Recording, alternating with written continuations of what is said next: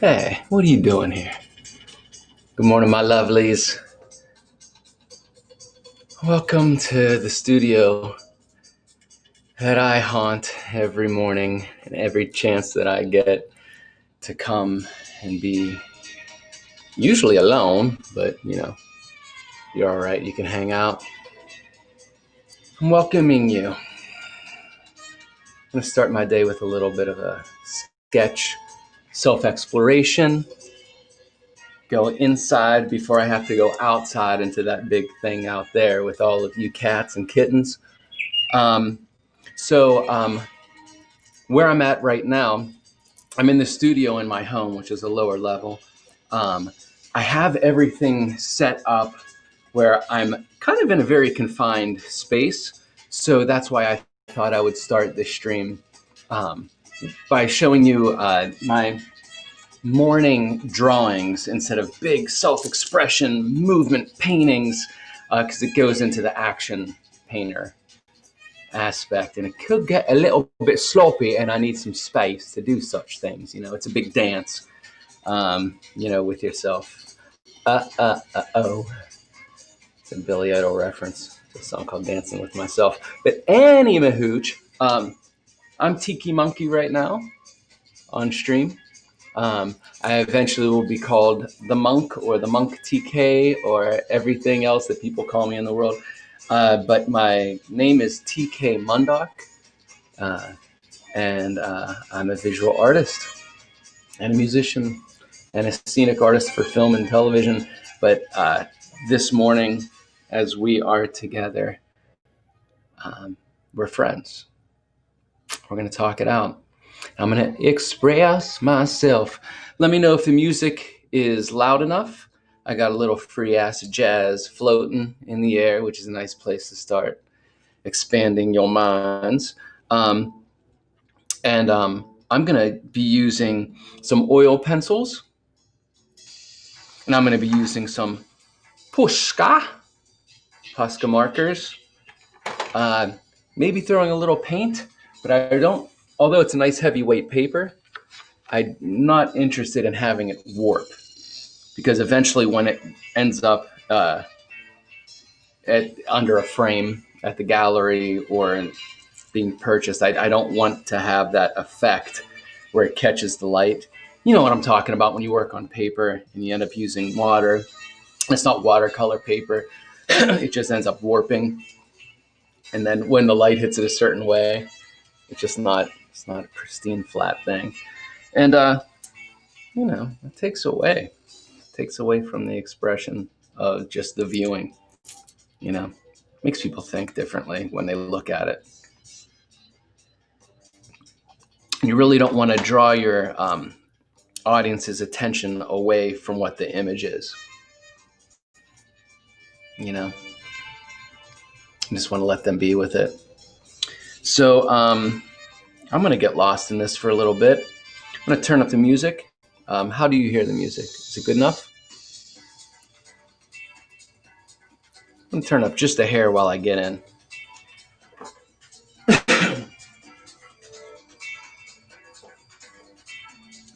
But please, let me know what you think as we go along.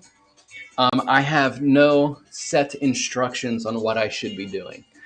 And that's what art is to the human soul. It's the one thing where you can allow yourself no set of instructions on what comes next in your life. It is completely free form. It's flowing. It's a culmination of everything you've experienced in your life, everything you've admired in standing in front of other people's artworks or scrolling through other people's artworks or hearing different people's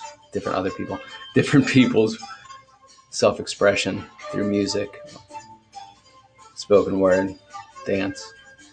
It's kind of your sanctuary of self-expression. You be you, baby boo. And that's what I'm going to do. Can you dig it? I thought you could. This is my sanctuary where I have nobody telling me what is or isn't, what can or cannot. This is the one place that's truly asking you, what do you think about you? No, not about something, or what do you think of something, or judging something. It's, what do you think?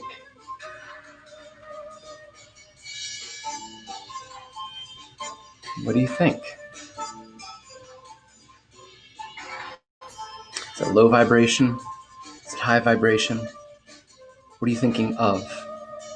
Is it a location?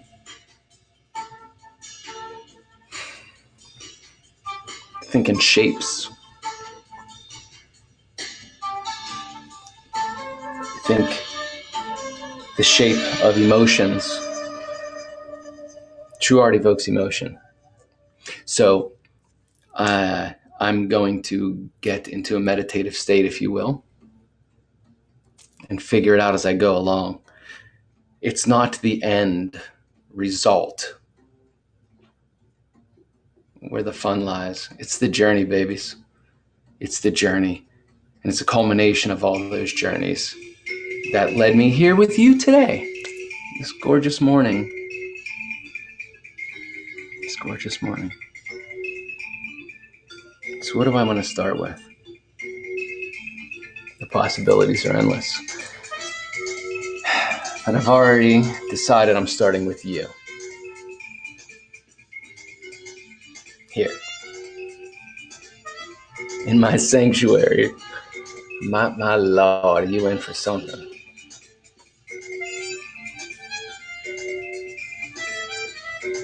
Sounds like Miles Davis, doesn't it?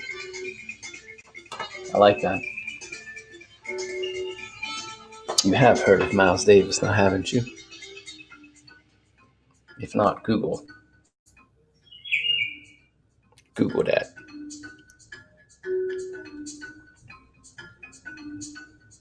Maybe I want to start with a stencil shape, just to reel me in.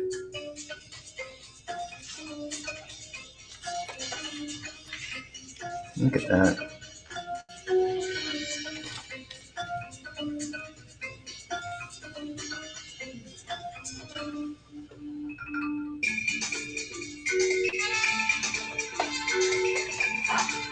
What about that?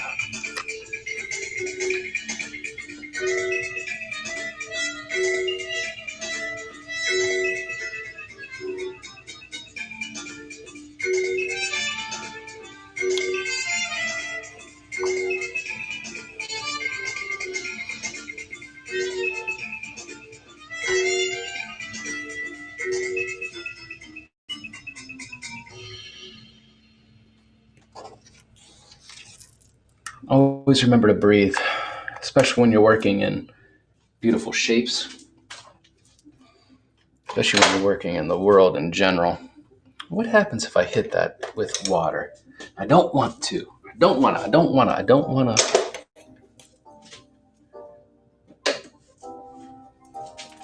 have it warp the paper. What if, is it still pliable? Can I pull that in?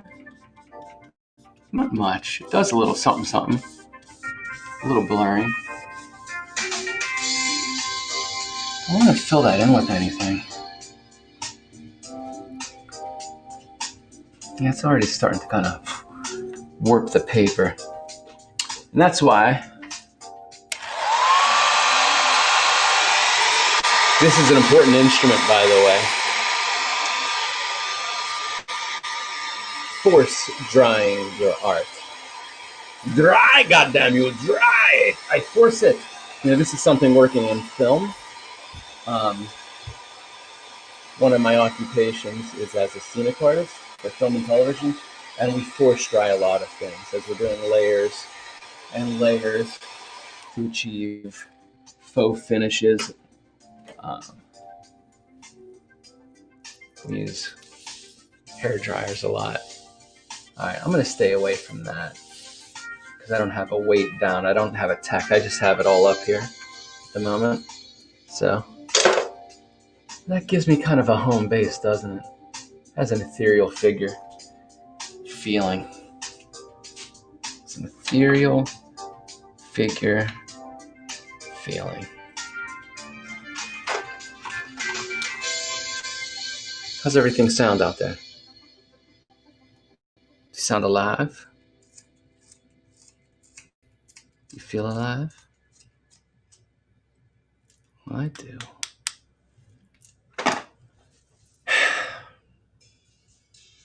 And I think I'm glad you're here.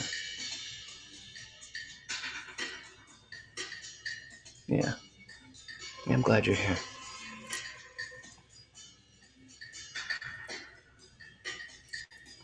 Who's in there?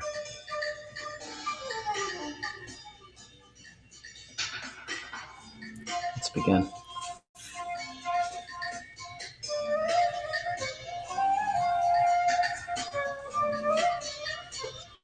This is beautiful. This is an oil pencil, but it's a gray.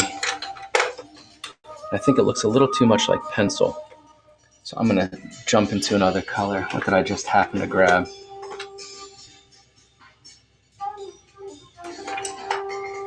Let's move into something that has a little dynamic.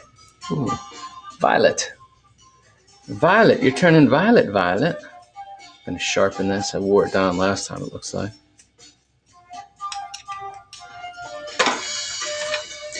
Move this away. Oh, maybe I could actually use this. Here.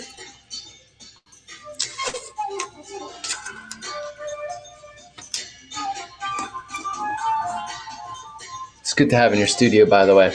Just a nice roll of blue tape. It's painter's tape. Has low tack. That's why they refer to it as painter's tape. It has a good adhesive quality, but it doesn't merge with the surface so much that when you remove it, it takes that top layer off. In time, it'll do that though. All right, where are we? Who are we? Where do we go now? I think I just want to create a face. Who's there?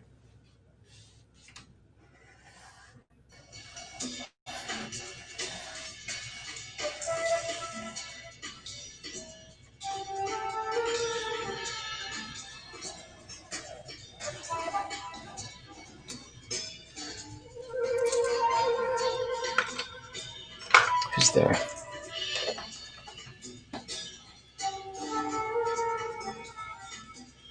I picked up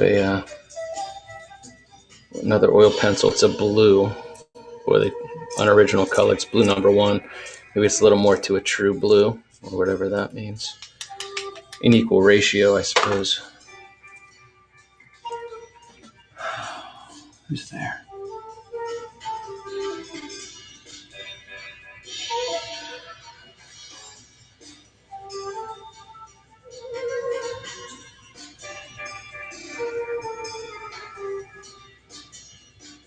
Oh.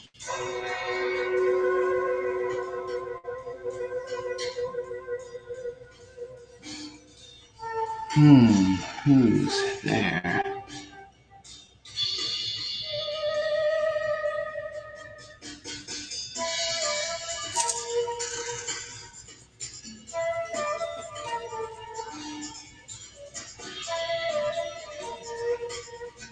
Follow your thoughts.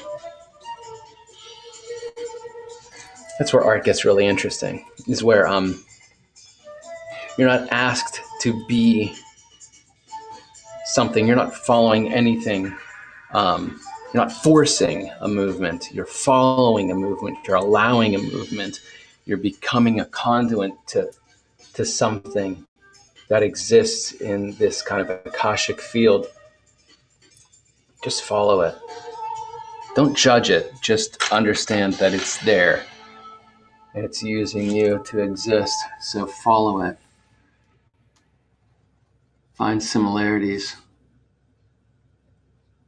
Don't demand anything from it except that it come and play.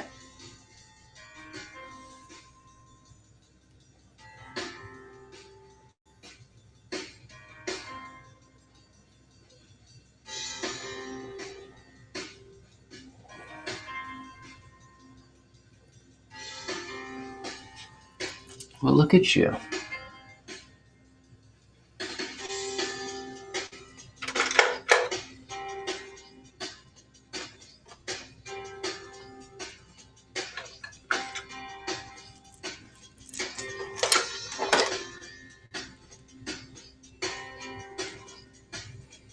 Anybody out there?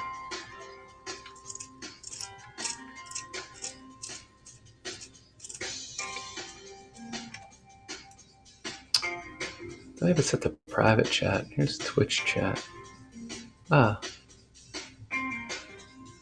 Okay. I'm learning as we go on. But aren't we all?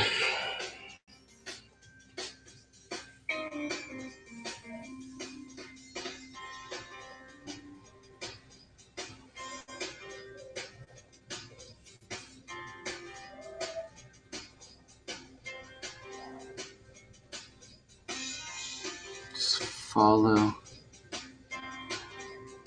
your thoughts. Trust that you know how balance works. Trust that you've seen the world that you live in. Trust that you know how to alter it.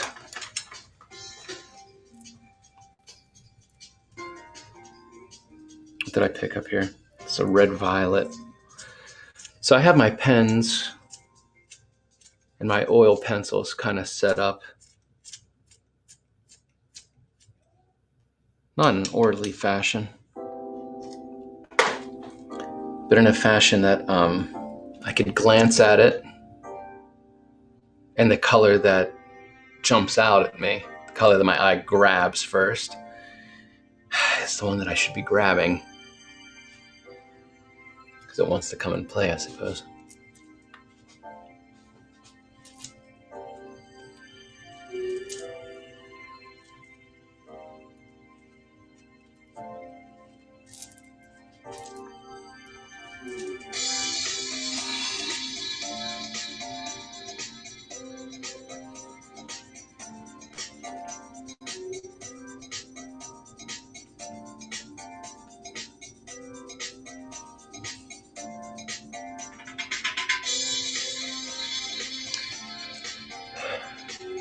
Shapes, simple shapes, line, balance. Color is only vibrations.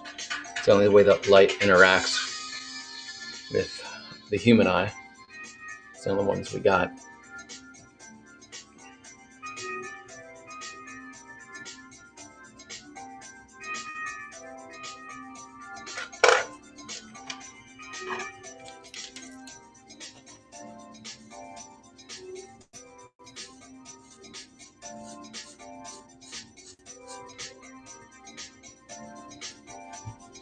It's a Posca marker.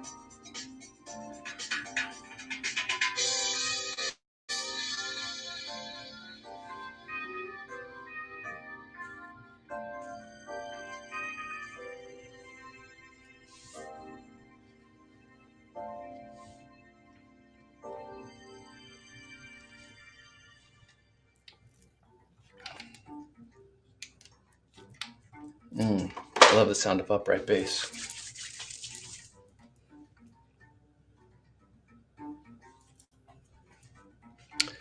Kind of think I want you closer. I'm gonna come a little closer. Open you up. Get grainy.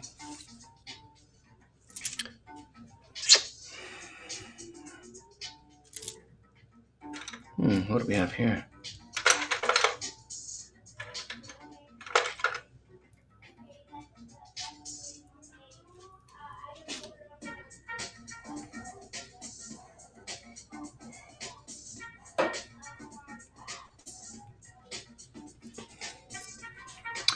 Trust your thought process.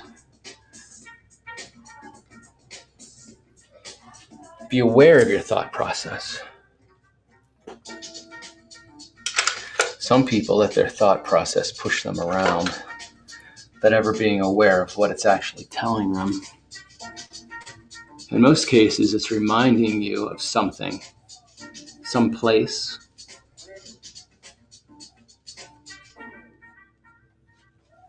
maybe someplace you've been or somebody else,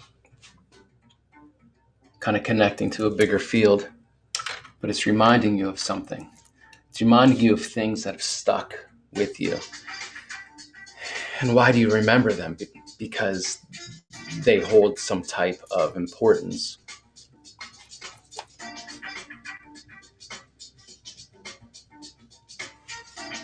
But what makes it important? Is it important?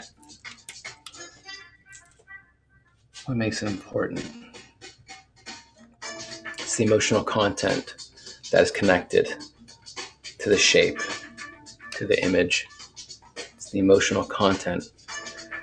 It's the only reason why we have this stockpile of memories that we have. It's connected to an emotional response.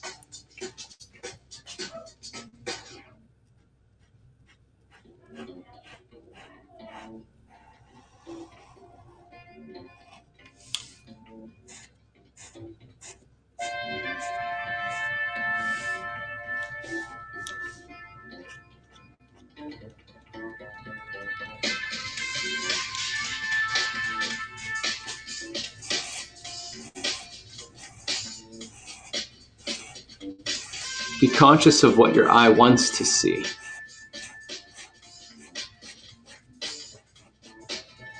Be conscious of what your eye wants to see. When you have a blank piece of paper, there's something that your mind is demanding that lives there. It's missing something. What is your mind's eye missing? And be calm enough to hear it when it comes in, because it's giving you gold, baby. You have to be delicate enough to hear it. You gotta block out all the blah, blah, blah, blah, blah, blah, blah. Do this, do that. This isn't. Pay attention to me over here. You have to pay attention to hear so that you can create something new that has never been expressed before. Not just a copy of something that you admire, not just an illustration or a rendering of something that already exists, something that has never existed before, because it's a culmination of thought processes and places and emotions. Like I said, emotions, that's where your memories come from. It's this strong emotions. So you have to be able to just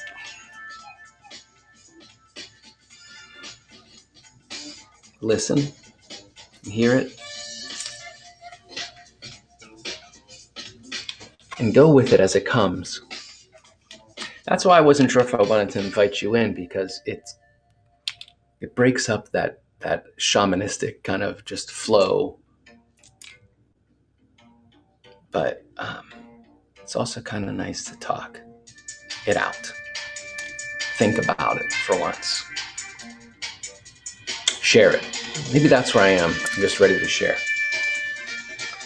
Help. Sharing is helping. What does my mind expect to see?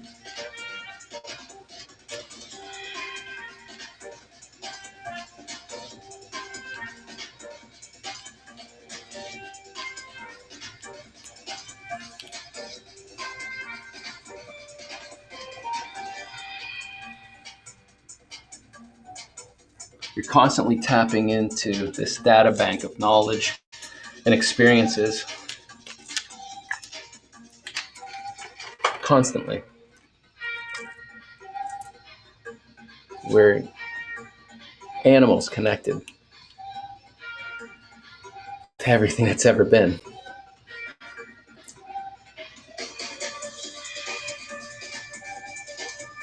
All that information is there. All that information is there.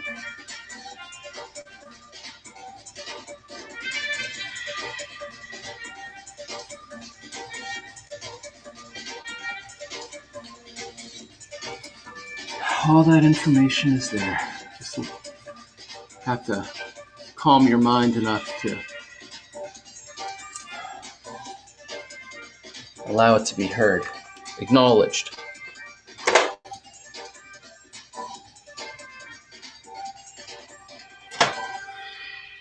Allow that information to be heard.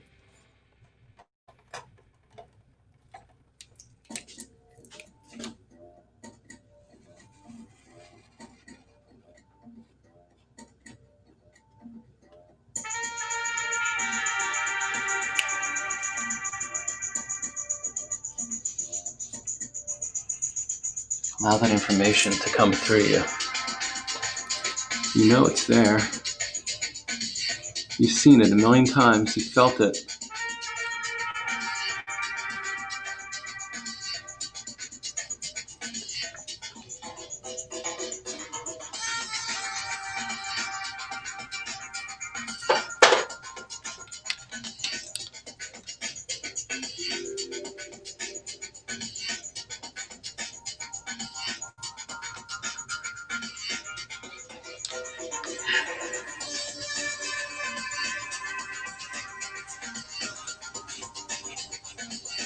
You want to guide the eye.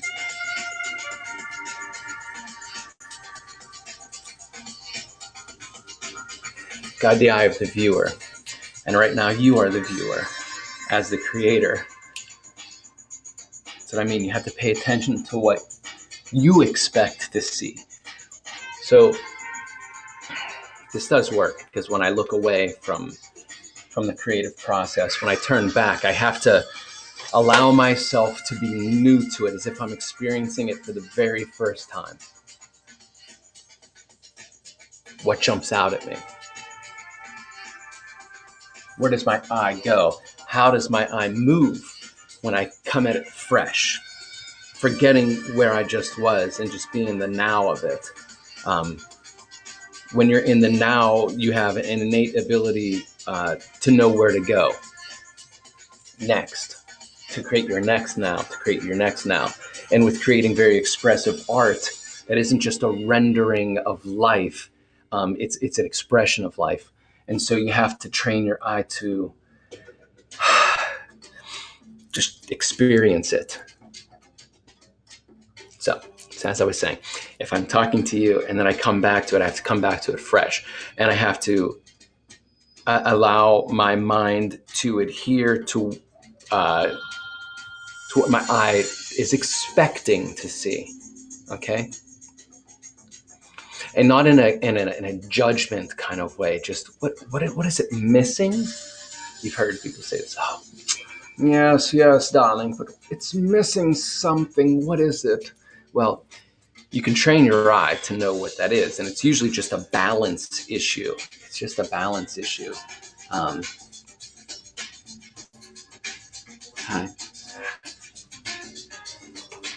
And pay attention to color and line and shapes, and allow them to come into play.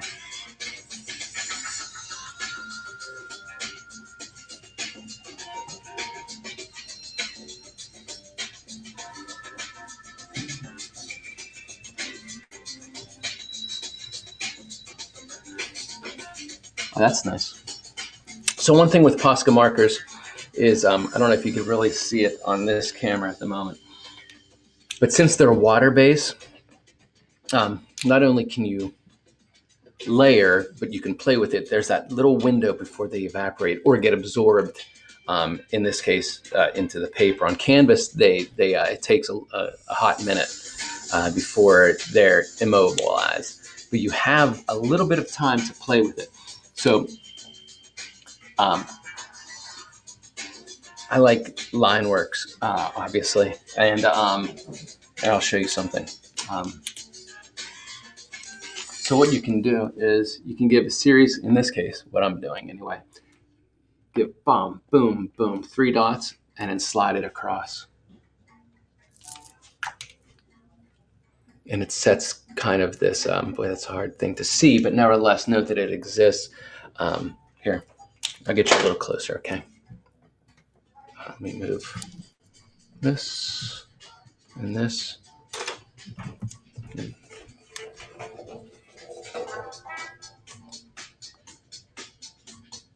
And what I was actually focusing on, what I just did there, was I did 3 dots, boom, boom, boom, and then I dragged it across. I did the same thing here. 6. 1, 2, 3, 4, 5, 6 dots. And then as they were still wet, I dragged them across with my finger. And it's mimicking all this movement, this horizontal movement, this landscape. It gives the idea of location or setting something, a calm. And just between you and me and Nikola Tesla, let's see if I can get this set up nicely for you again. I do often work in patterns, number patterns. 3, 6, and 9. Where are we? 3, 6, 9.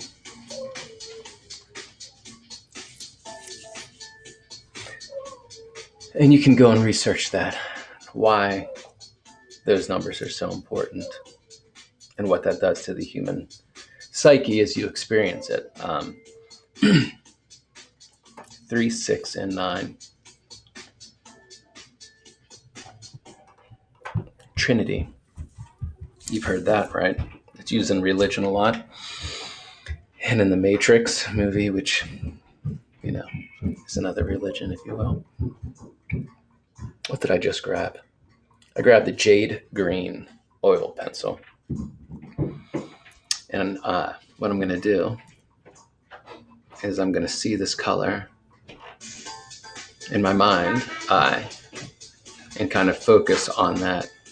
And then as I turn back to the piece, I'm going to allow and pay attention to the first instant of my experience.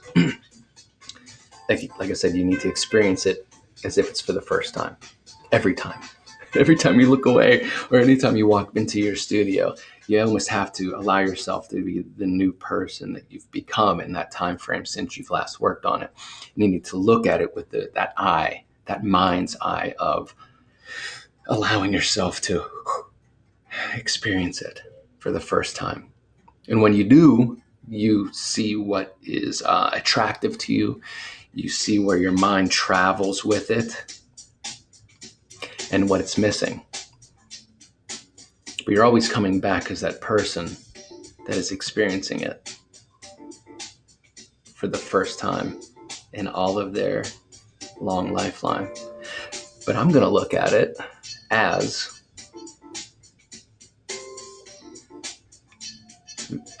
Verde jade green.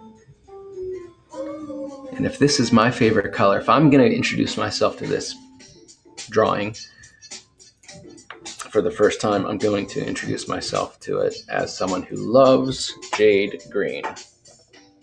And you know what? You know what would make that better is if my favorite color was in it. So I need to be experiencing it as jade green. Okay. It's a good tip. It's a good technique. It's a good challenge.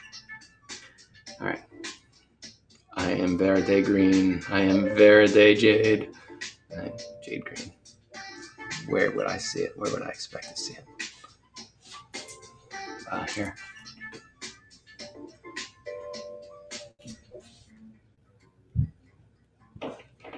It's slightly darker than the green that I had present, which I don't know what the name of that was. So it's working kind of nicely as an accent to that other green. Gives it kind of like a drop shadow, which gives it form and depth. So I'm using it like a shadow now. Oh, it seems I picked it up before. Look at this. This is the exact same green. Huh. It's good green. Good green, y'all.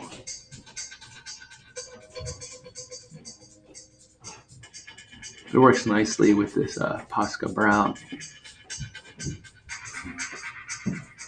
Gives it that nature element, that tree, that bark and leaf.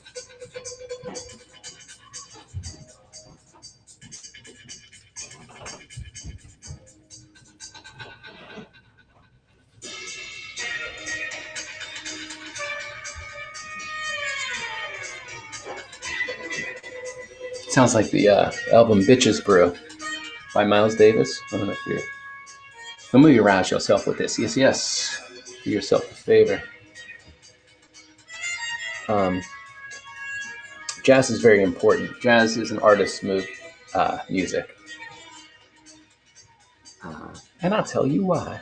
Well, at least it's expressive. The abstract expressionists um, in the Americas, well, America, uh, Jackson Pollock, um, de Kooning, who was Dutch, but he came to America at the time. Um, Rothko, a lot of these the abstract expressionists. Okay, so there was a time in America in like the 30s to 50s. That was like the highlight point. I think a little past that, but because all things echo, and some people are only getting it now, and that's cool. But when things were hot and kind of underground and subversive, so was bebop jazz, and Miles Davis and all these cats, Coltrane. Um, but what that movement was the acknowledgement of people realizing that you have to connect to the now. I talk about this a lot because it's a lot of things that I believe in and study, like Eckhart Tolle. But jazz and expressionist art, you need to express who you are in that second. Any other second, any other moment, any other breath behind or forward, you're existing as another thought process, another entity, another person. So that painting can only exist in the now. Okay, Jackson Pollock. Jackson Pollock is Jack the Dripper, right? Splatter paint. Well, that is the most primal and prime example of being in the now, where that painting really just couldn't exist in any other moment in time because of atmospheric differentials, because of the way his body was angled, just because of the way the depth that his brush went into the paint to throw it at that exact time. It is impossible to recreate one of those paintings without a robot or a printer. But to physically recreate a Jackson Pollock painting is absolutely impossible because it only could be created and existent and could only be created and exist because of the series of events and that were of that exact point in history of mankind. In the history of mankind. Damn. So you have to be in the moment so that what you are creating can only have existed and only can come into existence because of you existing in this moment in all of human history. This series of events, this series of experiences, the atmospheric differentials if you're throwing paint, the way the paint dries, the series of events that even allowed you to have paper canvas in front of you or the paints that you just happen to have, those colors. It's a thought process of being in the now. And jazz is the exact same way. So at that time frame in American history, that's what was happening with jazz. It was moving from charted music and into the solo, the self-expression moment. And you can hear these jazz standards played over and over again. The standard, the name of the song, say "Round Midnight" or "Get It in Your Soul," but like the solos are going to be different. So you can see that those musicians come together, and you can watch something happen. It could be a voyeur to creation, and it's going to be different every time. Yes, that's why jazz music and self-expression and art went hand in hand in the mid, you know, 30s to 50s in America, and consequently around the world. It's almost like an evolutionary leap, a liberating leap.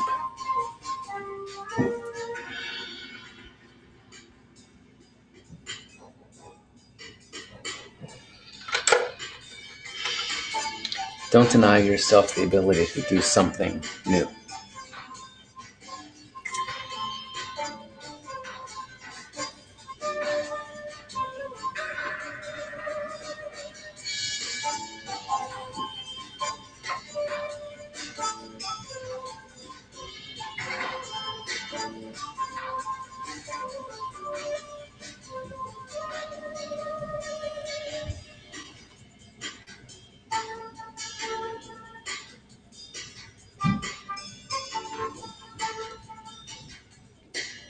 What do I expect to see?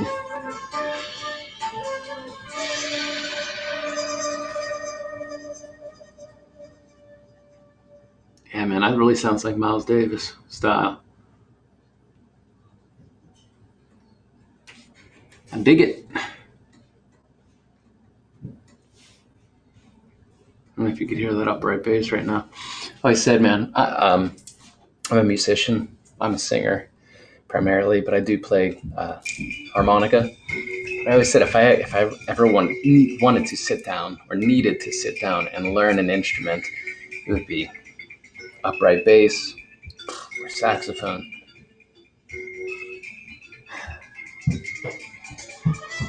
If I ever wanted to express myself in that audio pattern.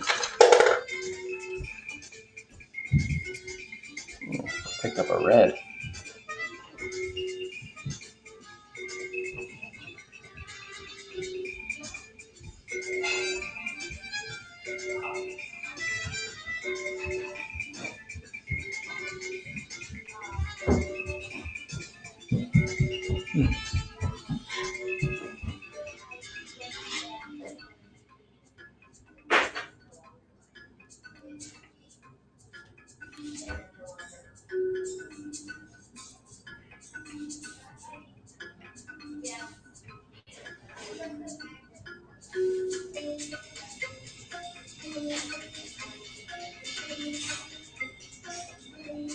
Follow your eye.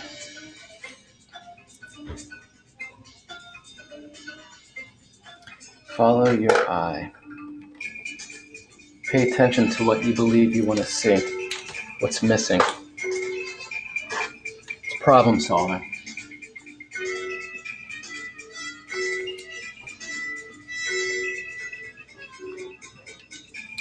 One of the most valuable sentences that I heard when I was in art school was that artists are natural born problem solvers. Isn't that nice? No, artists are dreamers.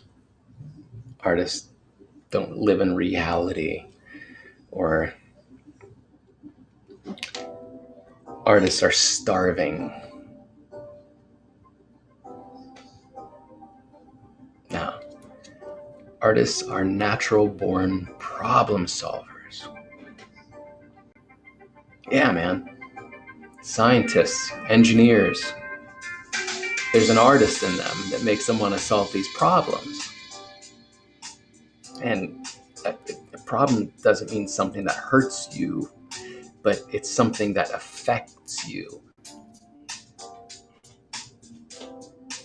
It makes you want to create change. You want to help. Because your mind is looking at something or experiencing something, and you are conscious of how it affects you. Vibrationally, your thought process. Okay? And so you become conscious of how would that make me, or I, the collective I, experience this in a better way. Less resistance. Problem solving. So when I look at this, boy, what I love to do some brushwork, some water-based stuff. Now this isn't watercolor paper. It's a heavy grade. It's a heavy weight press.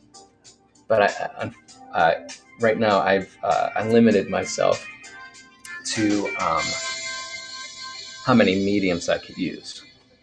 So whatever shall I do? This popped up.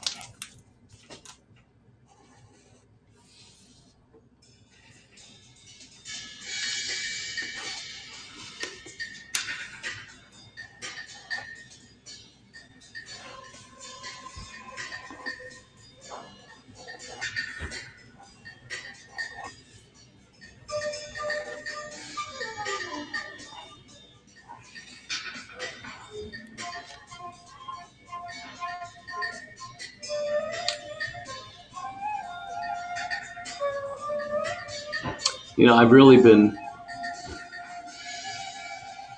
getting into pointillism lately.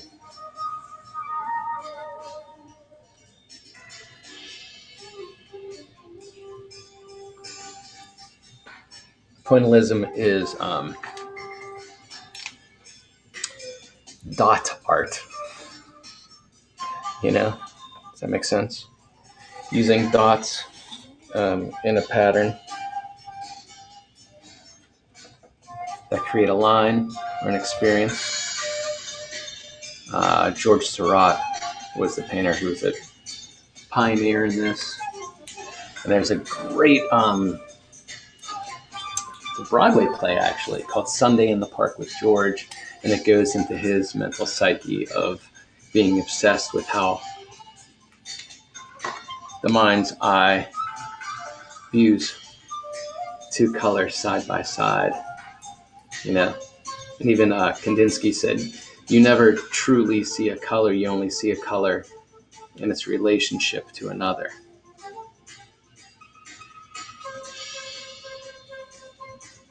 Which is true.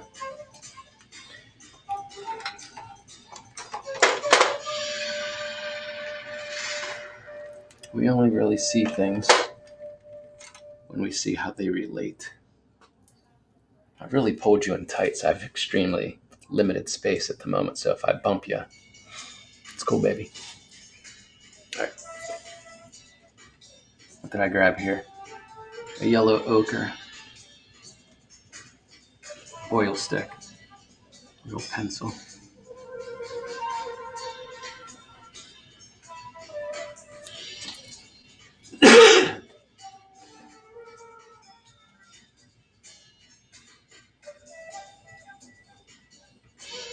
So I've been fascinated about,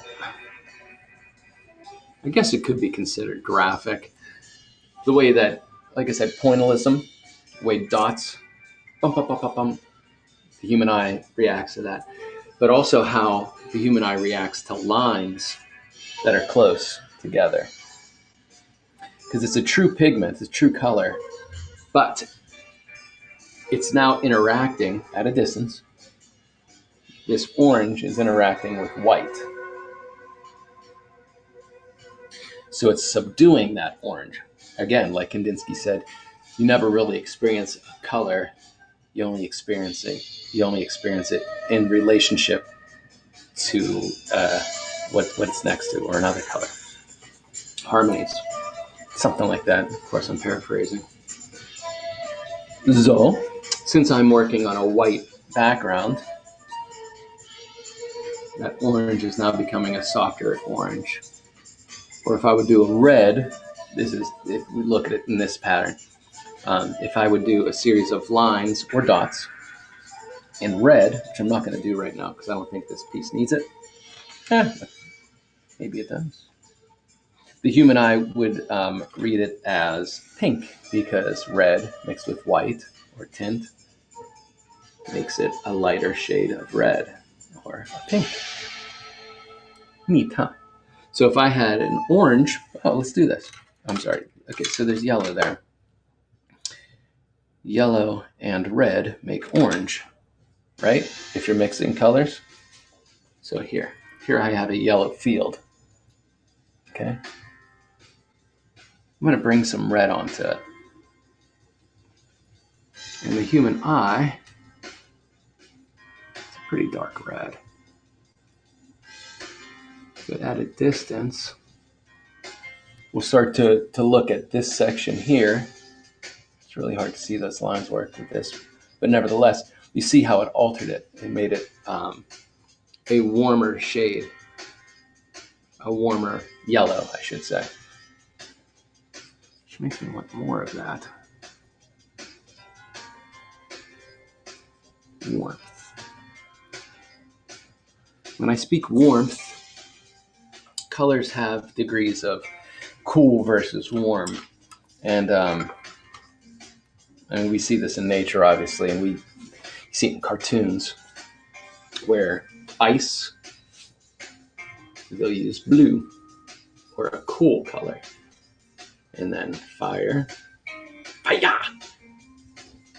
will be a warm color or a red. Dig it? I'm going to grab something. I'll be right back. You can stay here and listen to this music and zone out into the art for a moment, and I'll be right back.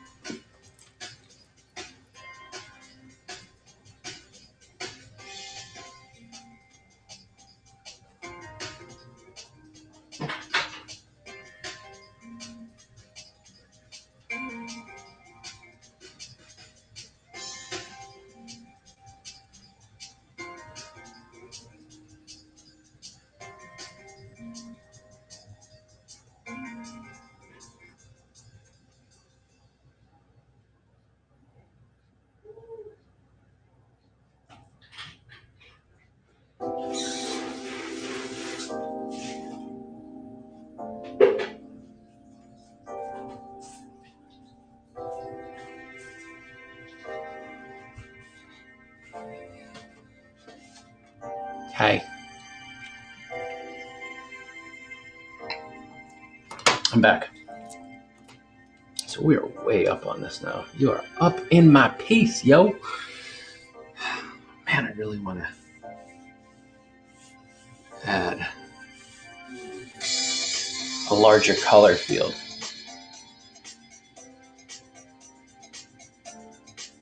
What would you do?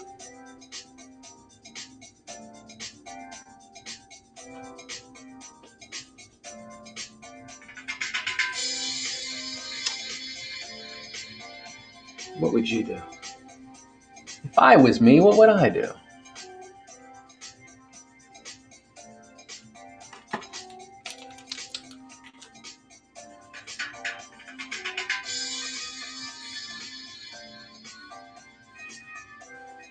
So these are Posca markers. They're water-based.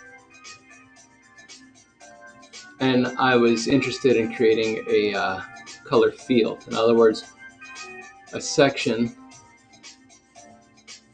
a field of color. Okay? But since it's marker on paper, as we all know, when you layer or go over what you already did, it creates almost like a ghost line. Well, because you're doubling up that pigment, so it's going to become darker. So when you're doing such a thing, it's very important that you're conscious of how you are filling it in. You don't. So you want to think of it yourself like a printer.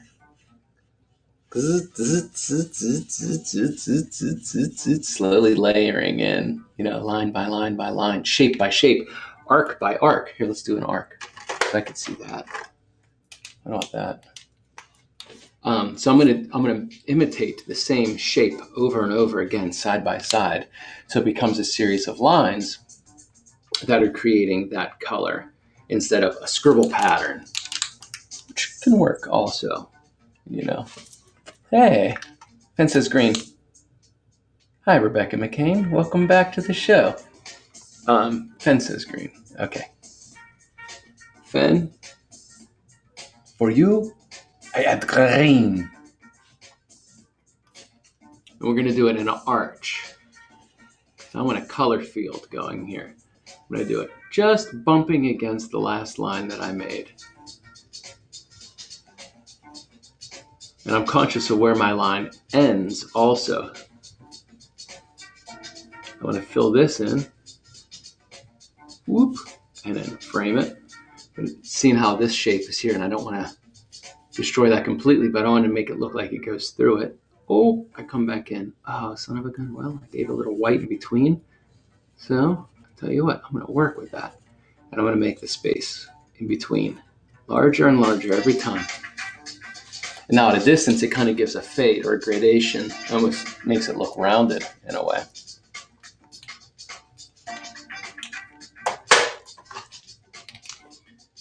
So again, I look away, and every time I come back to look at or experience the artwork, I want to imagine I'm looking at it for the very first time. And I want to record that snapshot first look so I know what my mind is telling me that it's missing or needs. Okay, so you want to experience your art for the first time every time you look at it. Sounds funny. It's true. And that's the only way you know where to go next, what colors needed, what line, what shape. So I picked up a gray coming in. In my mind's eye, I can see gray here now. It's a darker gray than I imagined. But I'm going to play with that. Tie that in. It's not bad though. It gives you one heavy eyebrow. That's good. I'm going to use that to really push this side of this form so it creates almost a three-dimensional shadow. And since it's Posca markers, I'm going to give it that slide that we talked about earlier. It gives a series of horizontal soft lines.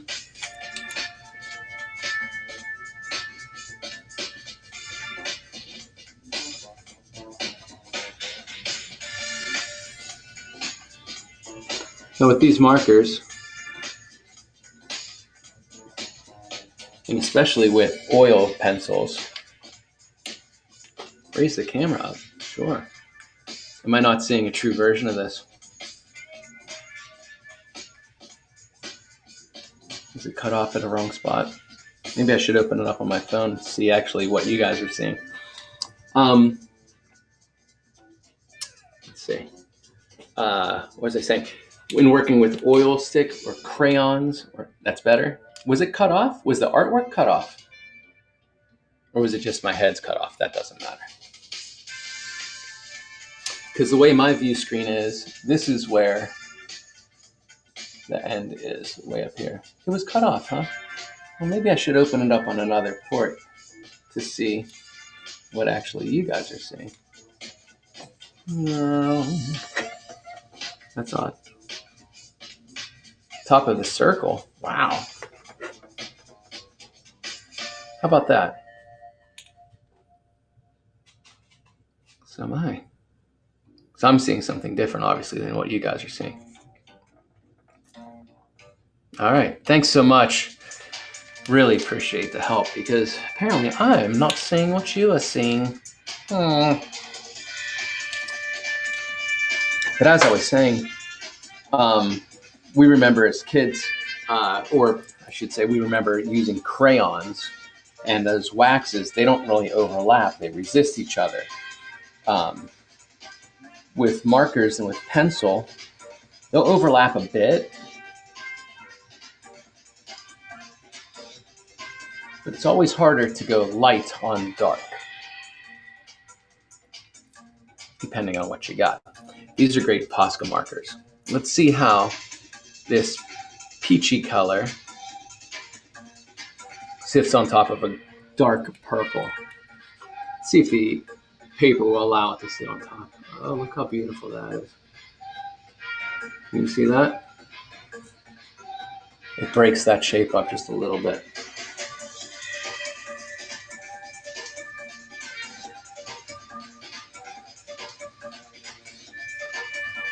How's the volume of the music if you're still out there? Ben, Ballin, Rebecca McCain?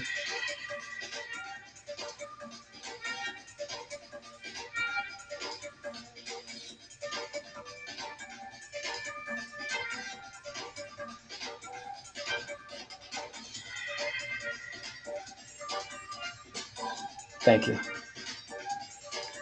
So, what I just learned or relearned is that I could lay down a color field. We like that peachy, my love. And then we can play on top of it with almost no fear because even the light colors are sitting on top of it nicely. So I'm going to lay in a little more color field. And like I said, you want to work like a Xerox machine and just bump the last line that you did in the same arc or straight that you did. I'll pull that over here as well. So it comes across the eyes, connecting these two spaces right across the eyes, which is, it's what humans like to look at when we speak with people or see that form. uniform. We go right to the eye. So right there, I did this yellow over top of my oil pencil, and it did not cover the oil pencil. So you see how those two react.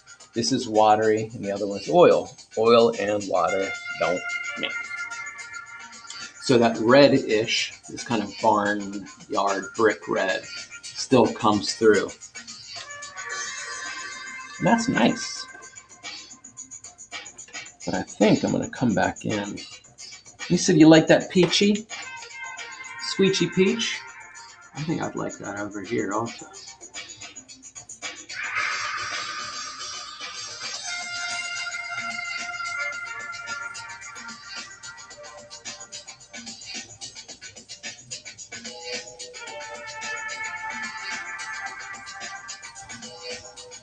I'm going to smear it a bit. Let the pulp of the paper grab that, soften that edge, gives a little depth.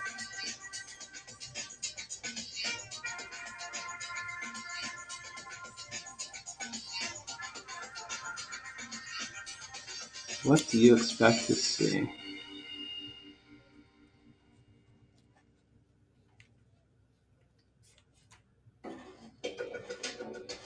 Train your mind to pay attention to what your eye is doing.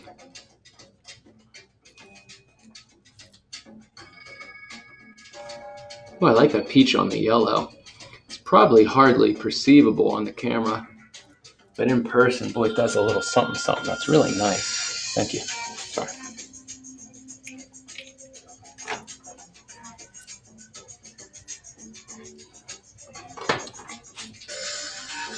See how we're doing on time here. 11:16.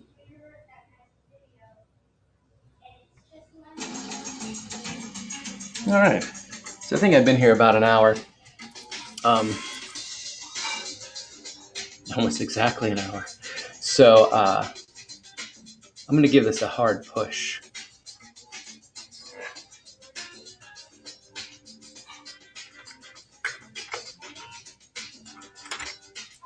When I say a hard push, I just mean I'm going to get into it.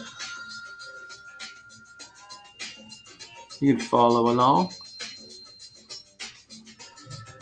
But I'm going to go with the jazz of it.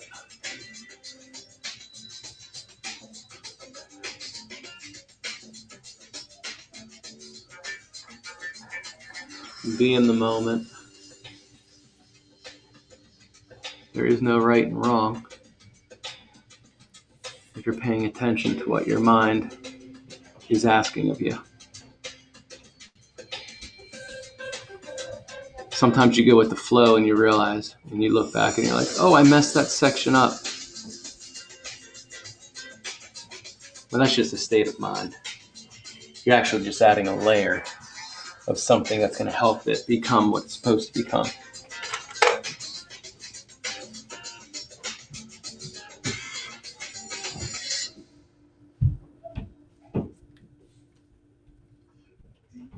It's supposed to become self-expression.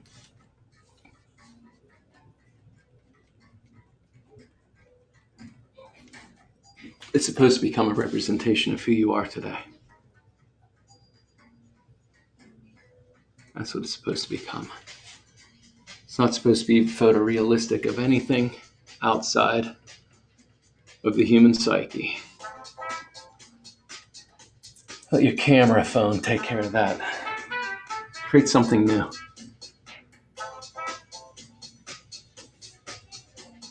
Create a new experience. Be a part of the new experience. We evolve through new experiences. Help yourself evolve. Give something new. Don't just echo what you believe somebody wants to see.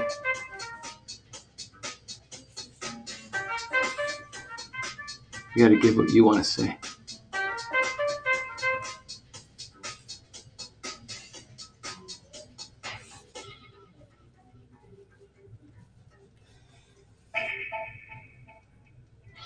Oh, that worked out nice.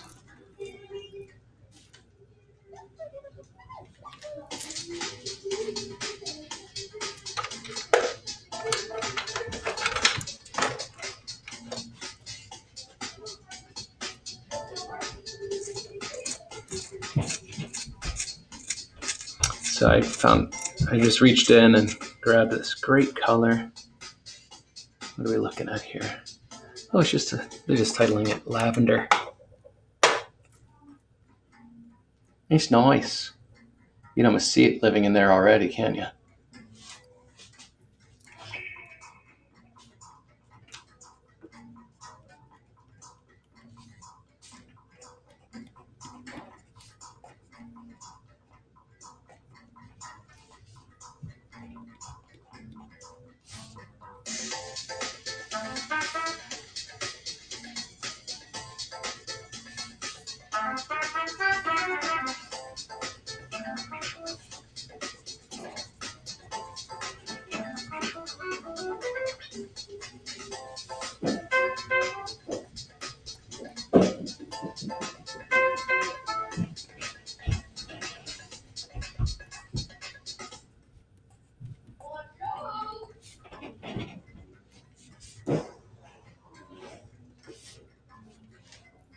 Mmm.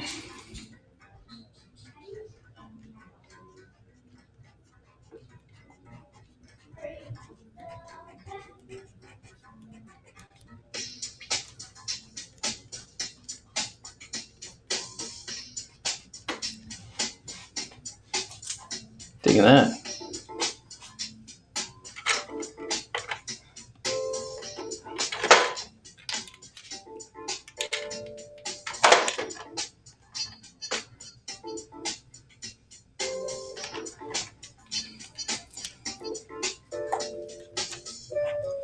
I'm gonna bring that peachy in on this side a little bit. I'm gonna do something there.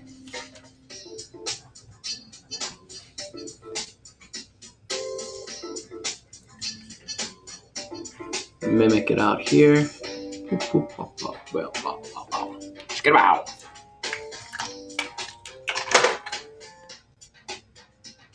I want to darken some edges too. It's an indigo blue.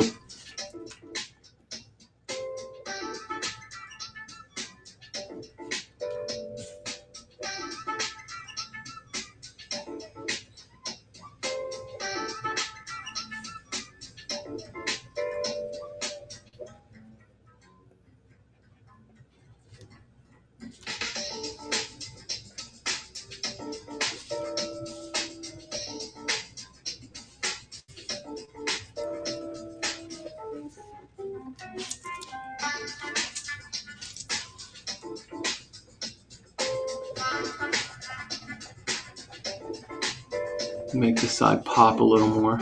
I do think I need to step back. Experience it again.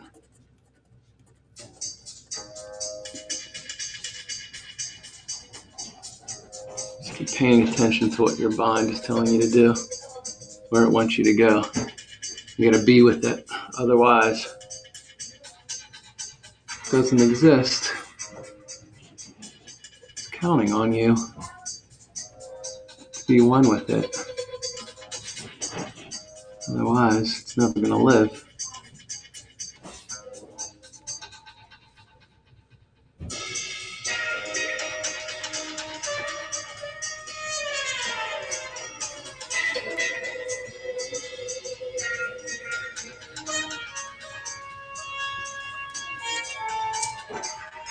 Well, that's interesting.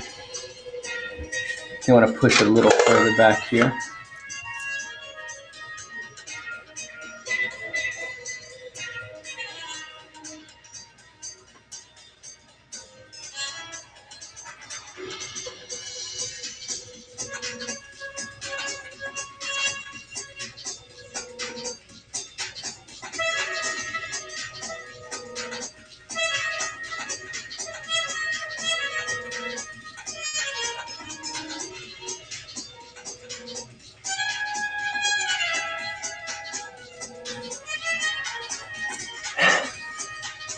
if you look me up, please do.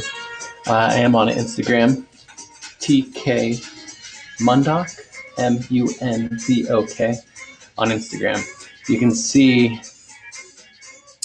my expressional patterns. You can see that I love circles. I love hard line work, and I'll tell you why. Anytime you want to ask. But I think, like all of us, in some fashion or another, we're very aware of what cartoons look like and what comic books look like. And they have this hard edge to the color field.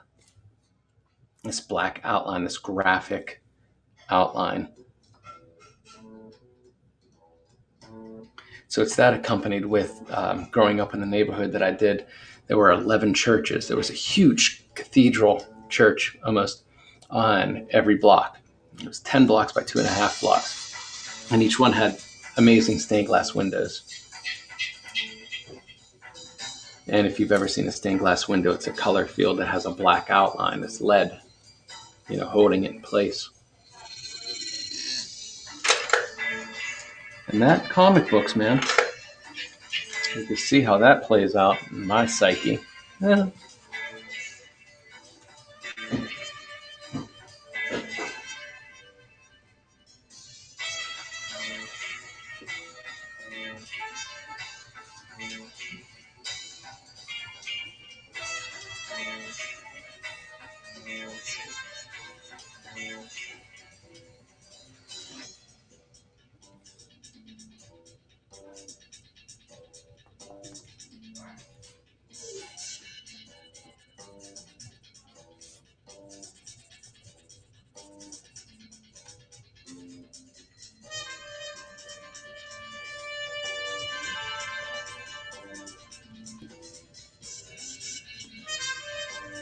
Always look at your work like you're experiencing it for the first time.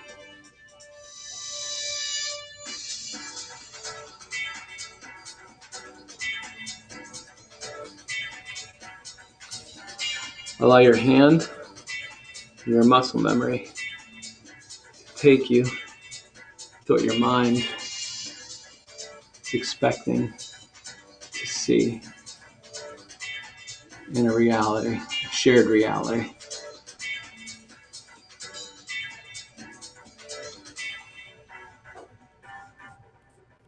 Be that conduit of thought. Be in contact with it. You'll make the world a better place. You'll be creating something new.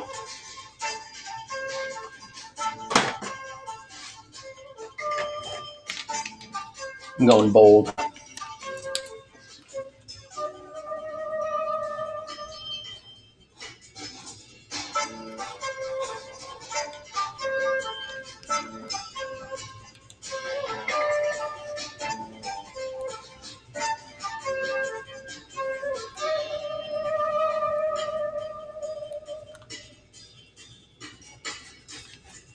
That's nice.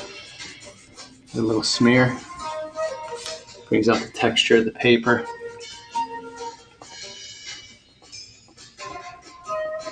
I'm a big fan of orange in my world as well.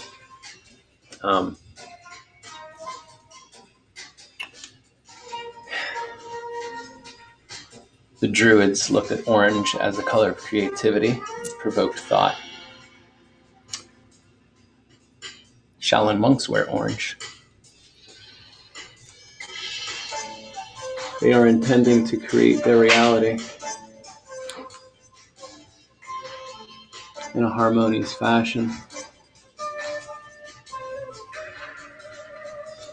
It's also the color of your second chakra when you're moving out of the red. Out of the red. It's a funny sentence right now in time, isn't it? To yellow. It sits right between yellow and red because orange is the mixture of red and yellow, and that's kind of tempering the fire in all of us.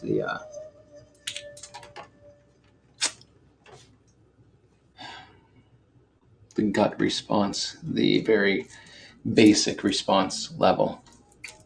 I'm going to move out of it and start tempering the fire. That's what orange is. It's control, creative control. You want to gain creative control.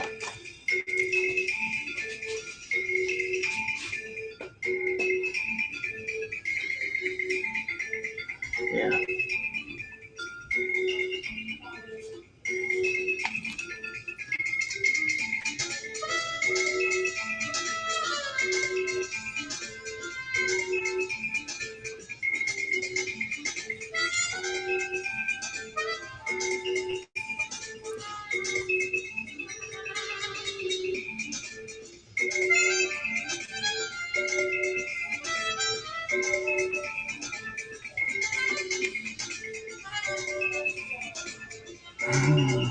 Gain creative control.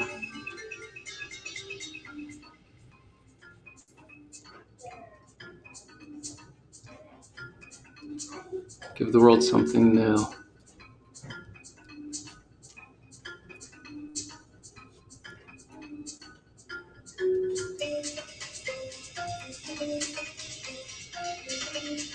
The world needs your point of view.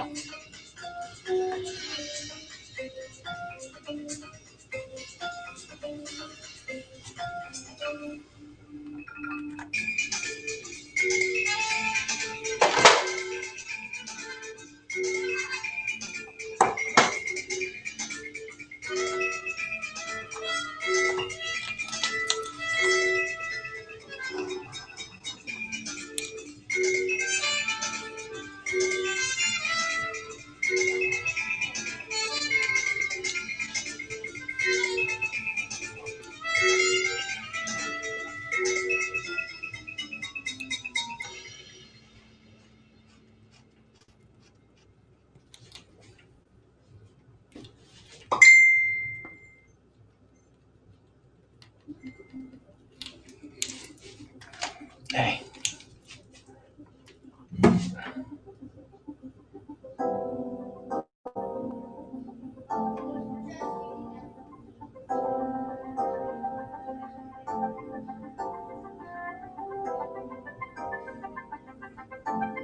I just got a message from a good collaborator of mine. I'll get into that later, though. It's good to have collaborators.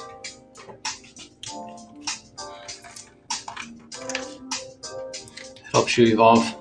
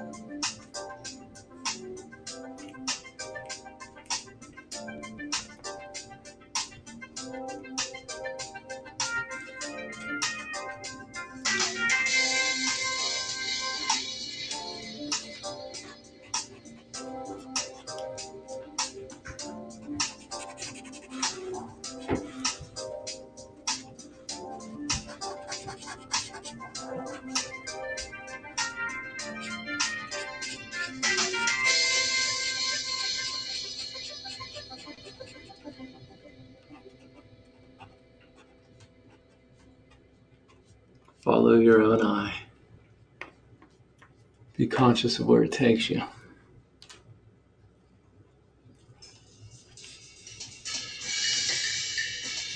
You have to submit to it too. Confidently. And that comes through practice. Practicing on paying attention to what your eye is craving or what it's expecting to see so you can deliver it in a confident manner. Or at least to the best of the ability that you are that day. That's all that's really asking. It's for the you that you are today to connect, to help create change.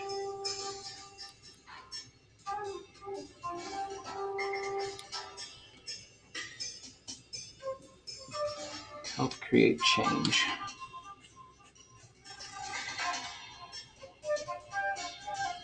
Bring a new perspective.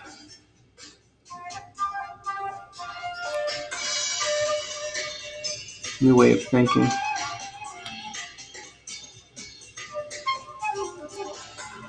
Help people see a new way of thinking.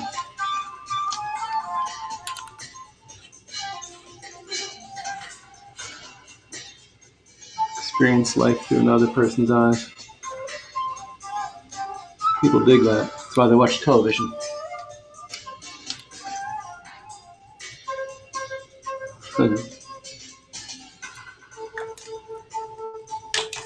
The human condition craves experience.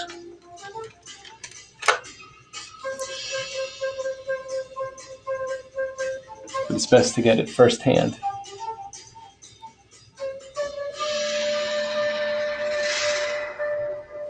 The way it's a true experience, and you see how it relates to to who you are that day, what skill set you have to bring to it.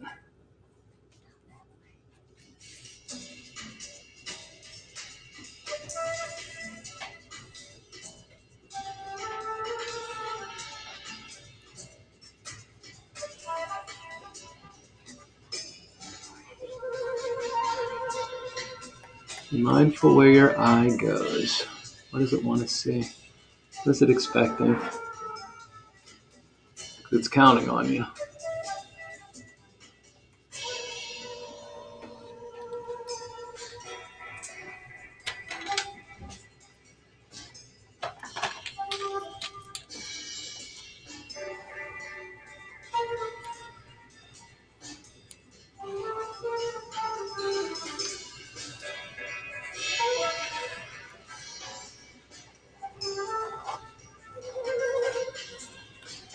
Art just isn't about bringing a true representation of the world.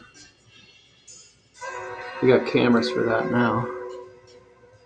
About bringing a new representation to the world. And only you can do that your way. So we're counting on you.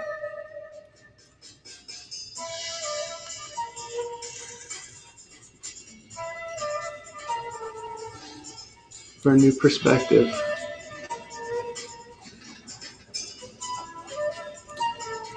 A new balance.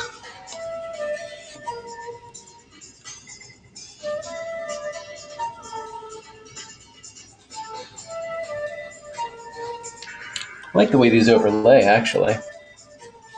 So again, what I'm using water-based markers, which are Posca. They come out of Japan, I believe. And oil pencils. So the water base and the oil, they won't erase each other. They won't cover each other up because water and oil don't mix.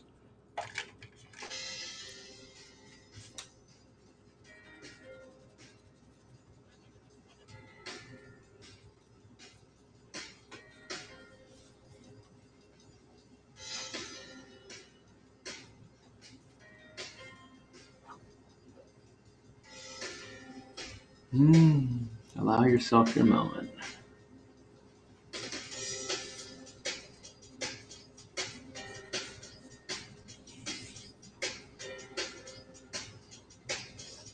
No expectations except what it needs in the now. Nobody else's point of view is really mattering too much. It's the one thing you can do for yourself. That helps. That helps.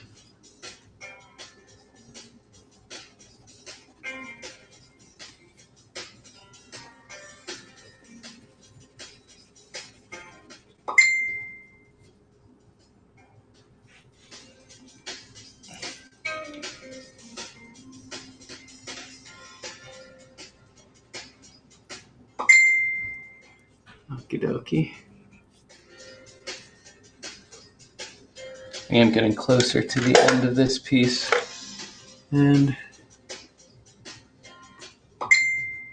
it looks like the world is asking my attendance.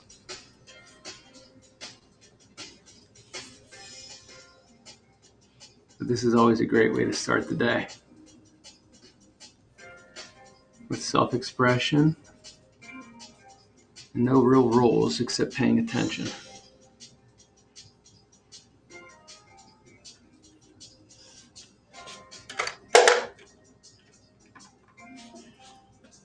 I want darker on that side.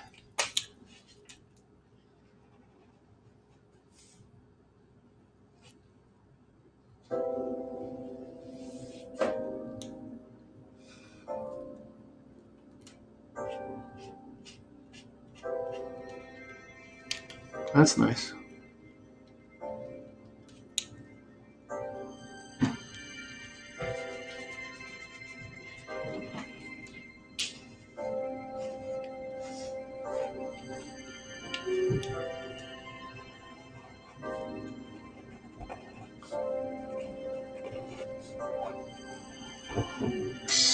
I like the way that sits on top of that.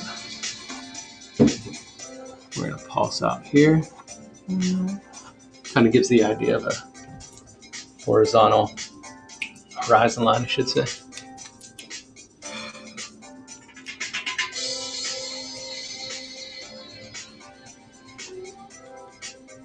Start bringing it all together. That hard edge that we talked about.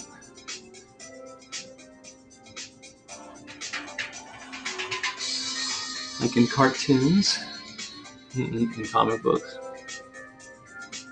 It's that graphic edge. There's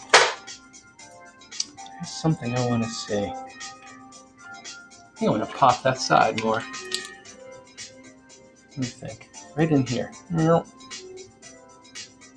Or should it be gray? Let's do gray. No. Go with your instinct. Go with your instinct.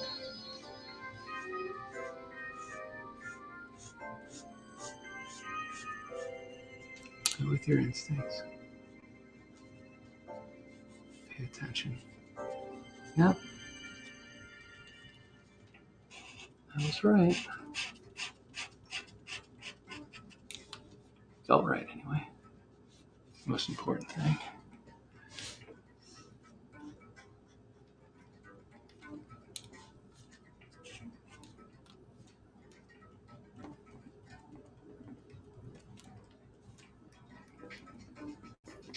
Connect to the eyes.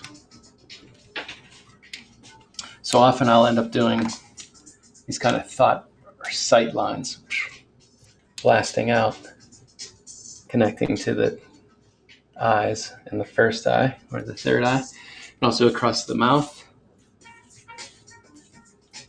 Does your audio maker a vibration creator?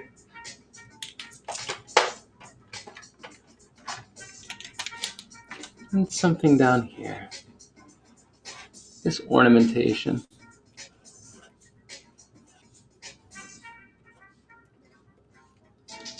That's nice. Dig it.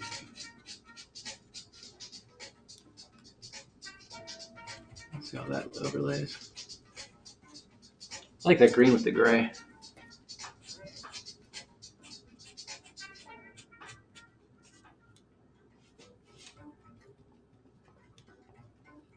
Nice arch.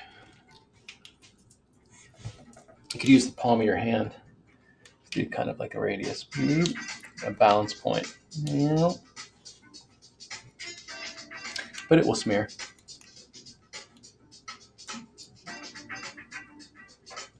You either have to be just okay with that or use it to your advantage.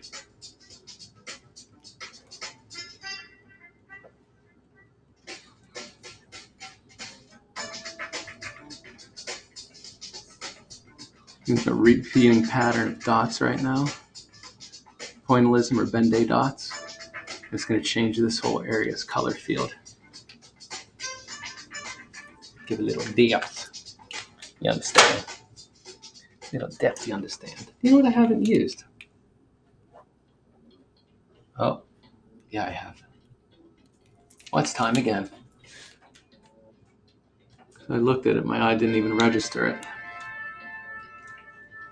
So I'm going to bring it back in for balance. Use those little accents, little highlights. Oh, that's really nice.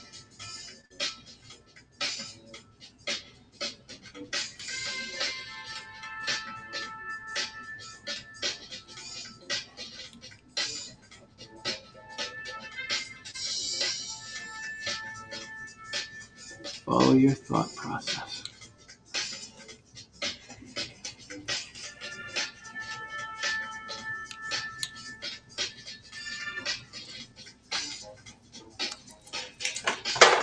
I think I want to use that indigo blue, that dark indigo blue, in a fine point. So I'm going to sharpen this oil pencil. I'm going to follow some lines, some of the existing color lines, just to make them pop a bit. Give them a three-dimensionality. Again, man, those stained glass windows that I fell in love with as a kid. That comic book page.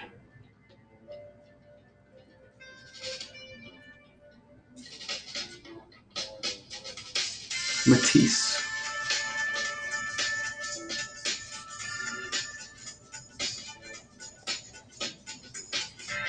Oh, yeah. Dark green would be good too, I think.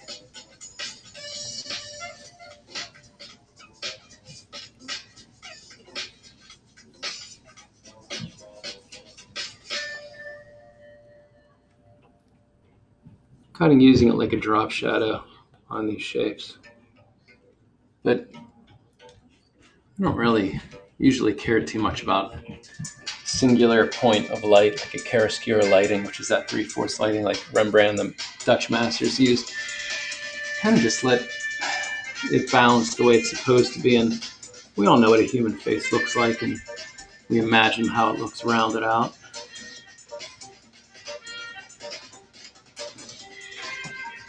I don't really care too much about reality right now.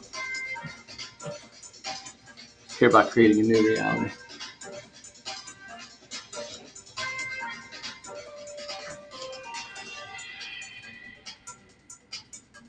With hints of a comfortable reality we're all accustomed to.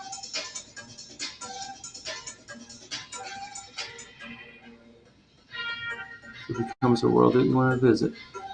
Can you dig it?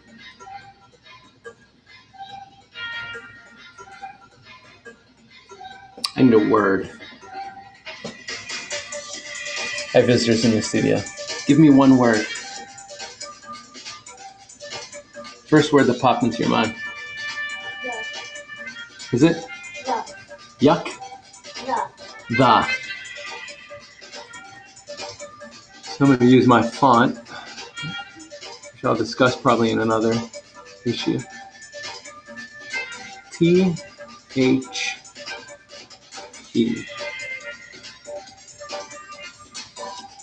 T-H-E.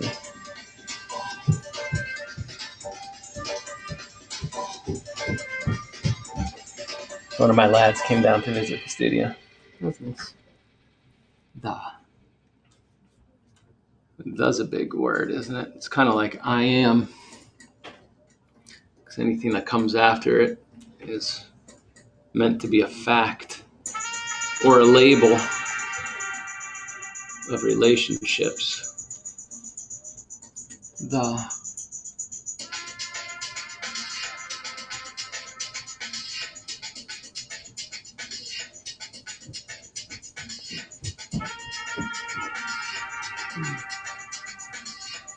H-E.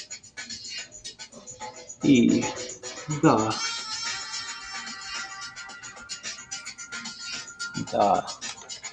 There was a band in the 80s called The.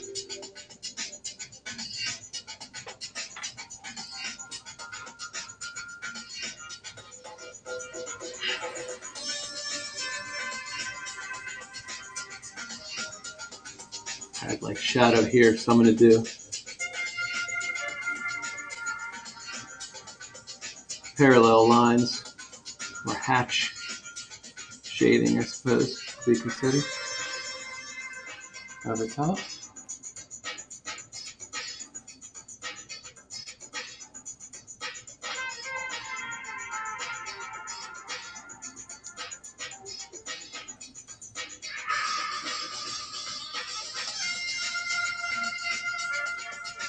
I'll just kind of set that form back in there.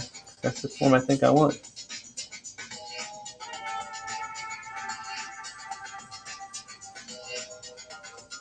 I still want to just do like this wash. I'm afraid to warp the paper. I'm sorry, not fear, but through trial and error, I've learned that sometimes doing a wash on paper that isn't watercolor paper, something that can absorb it, it will end up rippling the paper. And I want to kind of avoid that.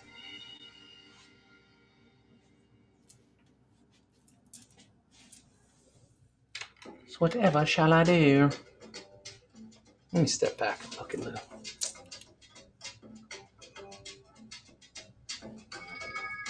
I think I want to define some things a little more.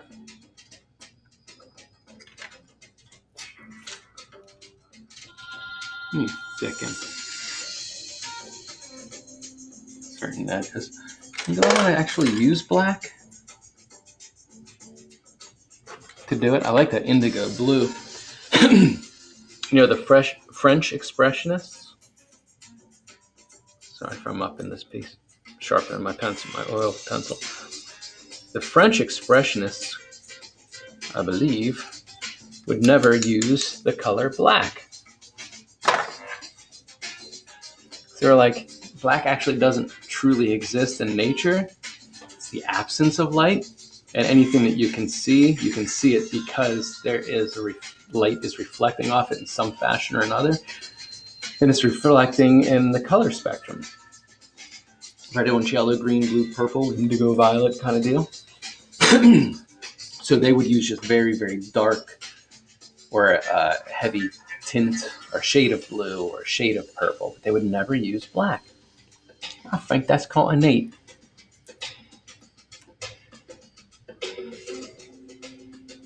I think I'm going to, because this is a very graphic piece.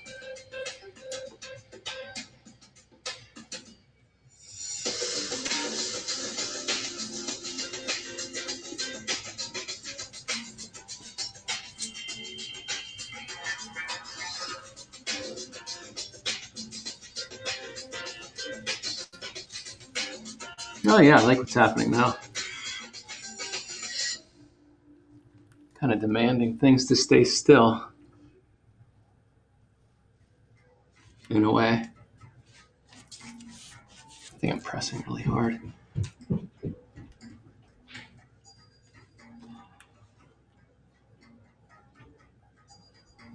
Let's see here.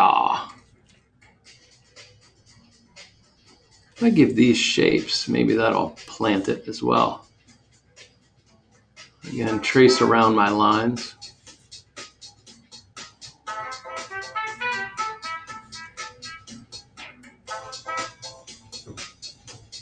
A very playful manner.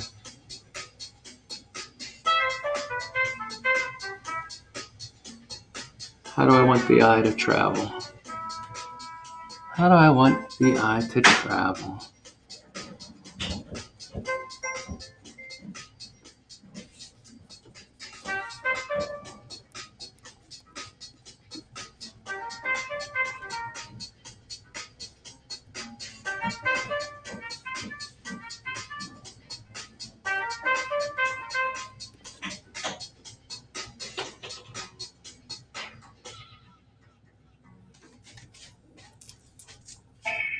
Cool.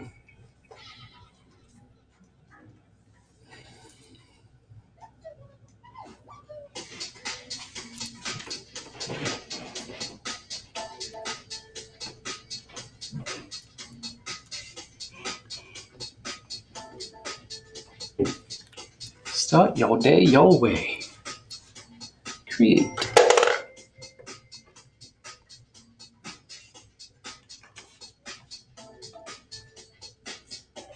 Let me take a step back with you.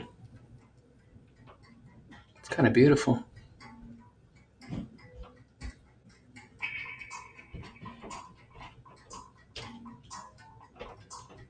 It's kind of beautiful. I like it. I likes it.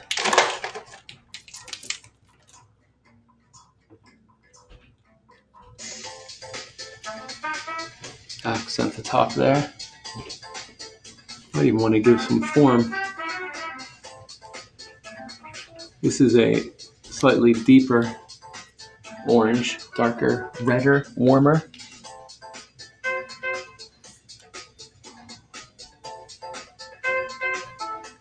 Gonna come across the cheek, jawline, pop, pop, pop, right on that blue. That's hot.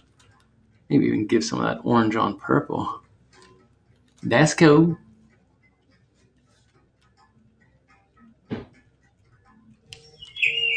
Ciao. Bring those in. Did you catch that? There's extra lines. I do a couple wet dots with the Posca marker. I'll do it over here too. 1, 2, 3, 4, 5, 6. Pew, and slide them in. Cool. Now what's really neat is when you take that, then you add a lighter color on top of it in that dot, and it gives kind of like a solar flare effect. Yeah. All right. Well, my day is starting to call me. So I think I'm going to be wrapping up here. My friends. Thank you for coming to my studio this morning to see how I wake up my mind. Now you can too. Liberate your blues. And giving the world something it's never experienced before. New positive thought process.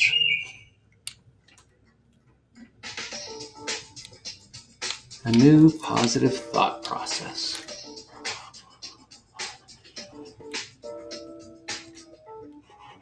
Everything you do is true to you.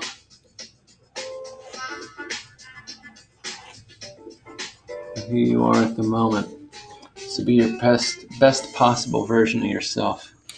So that what you do bring into this world makes it a better place, happier place, a place where people can learn how to be together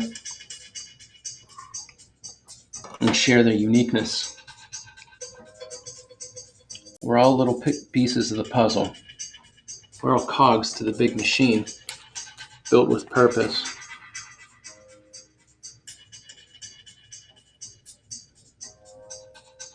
The sooner we remember that, the better this machine's going to run together, instead of against itself. Believing in lack. There's not enough of this, not enough of that. There's enough of everything to go around if people are just willing to be themselves with their own personal needs, instead of believing they need the same thing of the large group of people or masses or thought process. People believe they need the same thing. There's not enough of it to go around. That's when they start marking up the price, because they have made the population believe that they need such a thing, or that they should all be needing the same object or the same style.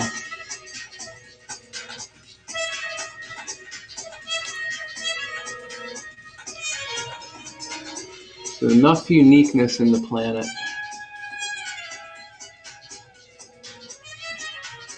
People would just allow it to happen by being themselves. Exactly who they're supposed to be.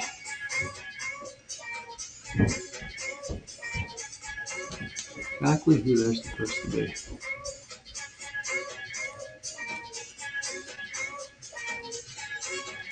Or have a kind of a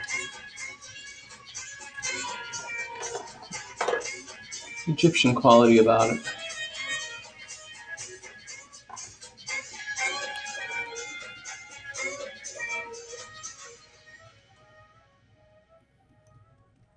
Little pops of red.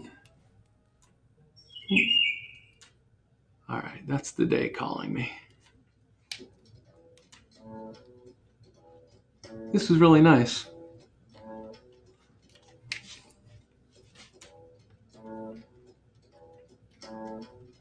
Glad this platform exists.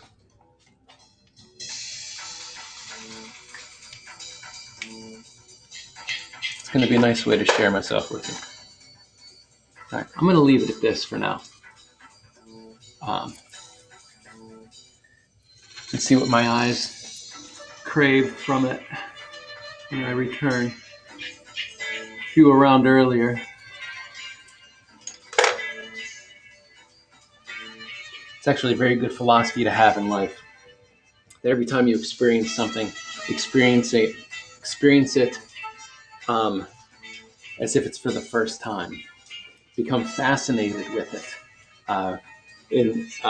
In this reference, what I'm saying is if you have a blank canvas in the first couple lines, and as you're moving towards it, and you turn away to grab another color, or to grab another brush, or turn away because you need a breath or a rest or a family, when you come back to it, even if it's for a second or a day, experience it as if you're experiencing it for the first time, and be conscious of what your mind tells you that you want to be experiencing with that image, what it needs, what your mind expects. That's how you know when something is balanced and true and done, is when you look at it and you don't expect anything.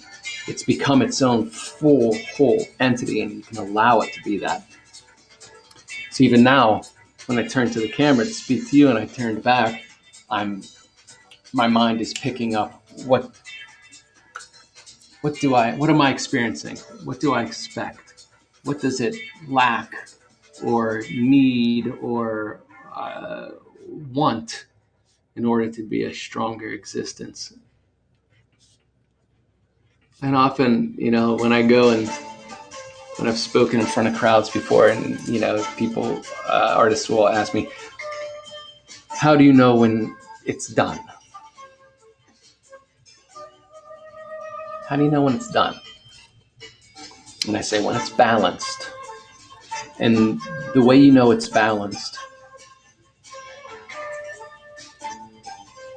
is by becoming conscious that when you look at an object, you're not trying to fix it. There's no problem to be solved. It's a complete equation.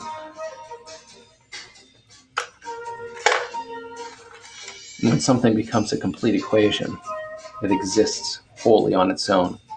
Strength and confidence, a new thought process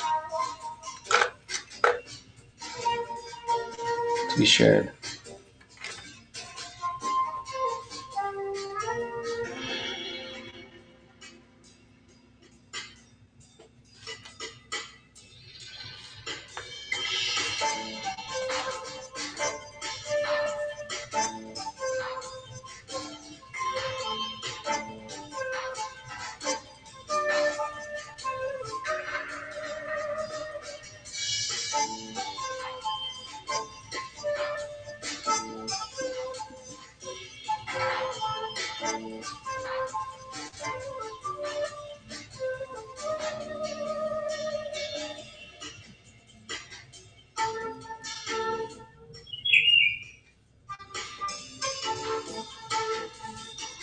Well, my friends, I'm going to leave this as is for now, and I'm going to experience it again later today, possibly tonight. But the world calls. What the world needs now is more self-expression. I am the monk. I am Tiki Monkey. I am what I am. I'm TK Mundok. You can visit me on Instagram at TK Mundok, Mundok, and see large paintings and drawings and such. I am going to start sharing and opening my studio a little more regularly. And so welcome. Thanks for being a part of the first part of what's inevitably a wonderful day because it started by self-expression. All right, much love. Be yourself. Hang out with you again, babies.